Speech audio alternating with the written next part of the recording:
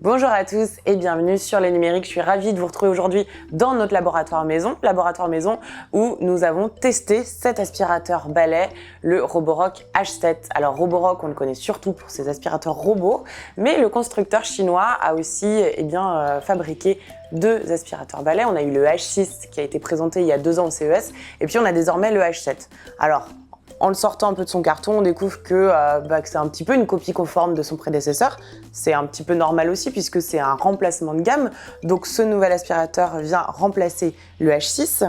Et qu'est-ce qu'il a exactement comme nouveauté, comme amélioration ? Je vais vous dire ça tout de suite.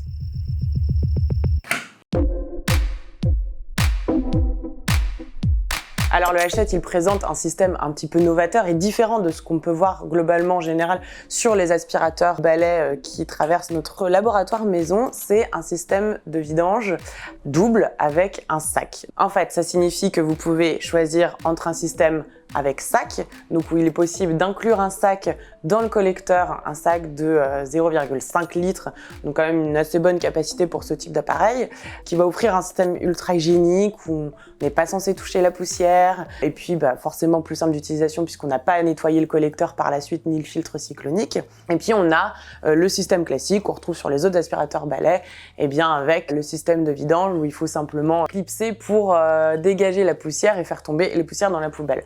Donc, on a ce double système qui a été choisi par Roborock. Alors sur le papier, c'est vraiment astucieux. Dans les faits, c'est un petit peu plus compliqué parce que finalement, on doit quand même mettre les mains dans le cambouis. On doit dévisser le système cyclonique. On doit rajouter une pièce pour enfin mettre le sac. Bref, en fait, on touche un petit peu à la partie intérieure du collecteur. Et si le collecteur est un petit peu poussiéreux, forcément, on ressort quand même avec les mains pleines de poussière. Donc, ce système, il peut se montrer intéressant pour les personnes allergiques, pour les personnes qui n'ont pas du tout envie de s'embêter avec justement l'entretien du collecteur. Mais franchement, quand il faut changer entre ces deux systèmes-là, c'est pas forcément ce qu'il y a de plus simple. D'autant plus qu'il faudra à terme forcément racheter des sacs. Aujourd'hui, le constructeur en livre 2 avec le H7, mais forcément, il faudra racheter du consommable. Roborock nous a pas encore donné d'éléments de réponse sur le prix du sac et où est-ce qu'on pouvait l'acheter. On ne manquera pas de revenir vers vous dès qu'on aura ces réponses. Mais bon voilà, c'est vrai que c'est un système qui n'est pas forcément écologique ni économique. Outre ce système avec sac, on a d'autres améliorations, notamment au niveau des performances d'aspiration. Clairement, le H7 se démarque par ses performances d'aspiration quasi excellente sur sol dur, sur moquette fine, sur moquette épaisse. Il aspire vraiment très bien. Il aspire dans son intégralité les déchets en 1 minute sur les 3 zones de test. Donc ça, c'est très appréciable. Du côté de l'autonomie, on a une autonomie qui est plutôt bonne. On a 35 minutes en mode normal et 10 minutes en mode turbo, donc qui fait à peu près partie de la moyenne de notre comparatif. Néanmoins, on a un temps de charge qui est très très rapide puisqu'il fait 2h30. En 2h30, ces accus sont complètement chargés. Et donc là, pour le coup, c'est également une amélioration par rapport au H6. Et c'est vraiment très appréciable de voir son aspirateur complètement chargé en si peu de temps. Et puis, du côté du niveau sonore, on a 68 décibels en puissance normale et 75 en puissance maximale. Donc là, on est sur un niveau sonore plutôt correct aussi. Voilà, donc en fait, on retrouve sur la H7 vraiment les caractéristiques principales du H6.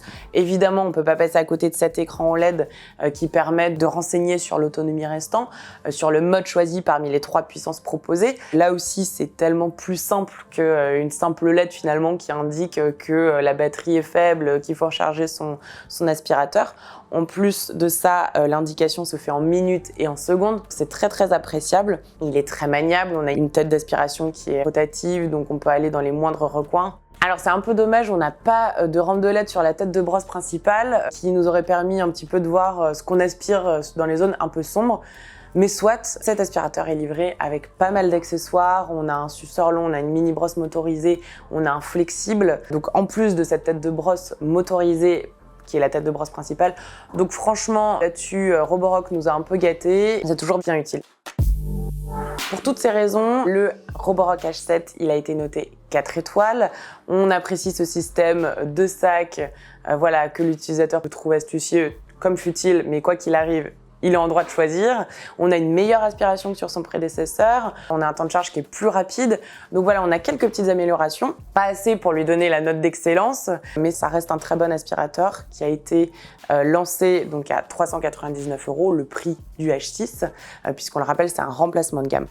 Alors si vous voulez avoir plus de détails sur cet aspirateur balai au format stick qui est sorti donc en avant-première, quand même je le rajoute sur notre site Les Numériques, je vous propose de vous rendre dans nos colonnes à la rubrique maison où vous avez donc toutes les sous-notes expliquées et toutes les mesures ajoutées. Je vous remercie et puis moi je vous dis à bientôt sur Les Numériques. Ce système avec le sac c'était vraiment trop long. Détails sur cet aspirateur robot. Si vous voulez avoir... Pardon.